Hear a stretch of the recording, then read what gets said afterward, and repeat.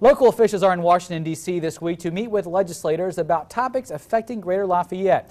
News Channel 18's Alex Deiro is with the group in D.C. and has more tonight on their meeting with Congressman Mike Pence.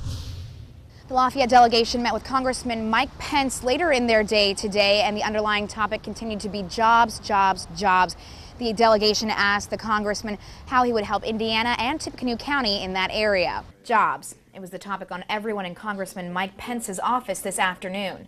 The group of 30 area representatives continued to ask the congressman how he was going to help Indiana in that area from his post in Washington. Well, I think there's several things Congress can do today that would lessen the burden on businesses, small and large, to invite investment into areas like Tippecanoe County. With a highway bill set to be heard before Congress next week, the conversation soon ran to transportation and infrastructure.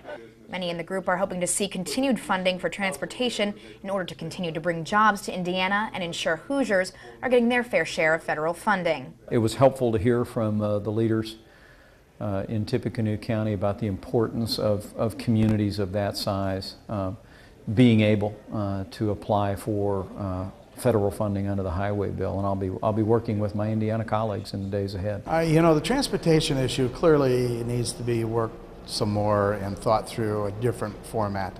I think there's a lot of people concur. In fact, in our group, in our community group, I think they concur that just increasing the federal gas tax is not the way to go. Ivy Tech Chancellor David Baith offered up something he feels could be a hindrance to job growth in the state.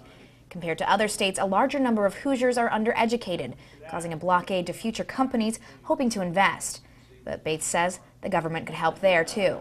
And we are certainly out of funding to hire more faculty to expand programs.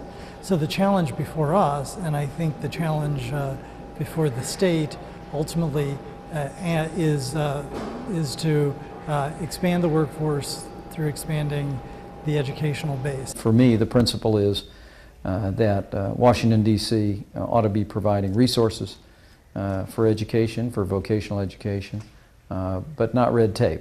And that the state of Indiana, the people of Indiana, ought to have the ability to innovate and reform those programs. Tomorrow the group will be meeting with Senators Coates and Lugar, as well as Congressman Rokita. We will be filing reports at 5, 6, and 11.